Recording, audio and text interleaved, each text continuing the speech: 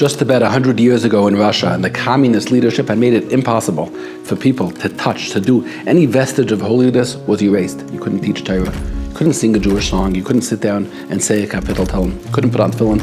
Anywhere they saw anybody doing anything that was a little bit Jewish, they came to snuff it out. And there was one man who stood up to them, the previous, as they call him in Lubavitcher, Friedrich Lubavitcher Rebbe, the previous Lubavitcher Rebbe, Rabbi Yosef Yitzchak, was undaunted. And with spirit and with stamina and with resilience, he stared them down. And he inspired a group of his Hasidim to go out and keep teaching, keep inspiring, keep lifting up, keep listening. And these Hasidim went because the Rebbe told them to. But at a certain point, the KGB harassment was so strong. They were relentless. They followed these people around. They harassed them. They harassed their families. They threatened them. And it got very hard, and it was debilitating. And these Hasidim came back to the Rebbe. They said, Rebbe, we're trying to fight them. But we can't do it anymore. We don't have the energy anymore. It's just too hard for us, for our families. Everywhere we go, there's little spies, and they're following us, and they're threatening us, and they're making us scared, and they're scaring our children. We can't do this anymore. So listen to what the previous Lubavitcher Rebbe said to them. He said, Kindlech, my children, Shmiras Nefesh. Grab the opportunities to be Moser Nefesh, to sacrifice, to give of yourself. There's going to be a time, let's say, Zuchen mit Licht. You're going to be looking with candles for such opportunities.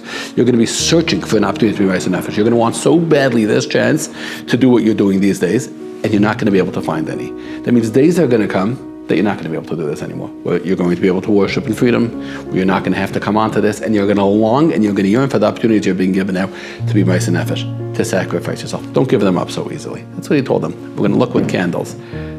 We don't live in Russia, and we don't live under the communist regime, Baruch Hashem, but the opportunities are still here. There's going to be a time when the world's going to be clean and pure and filled with the word of Hashem, and we're not going to have these opportunities. But right now, we live in an era where we have such a gift. We walk down the street, you go to the grocery store, you're surrounded by opportunities to be Moser Nefesh, because your brain is telling you one thing. Look. Your inclination is telling you one thing, and you're saying, I don't have to look. I'm stronger than that. I'm more than that.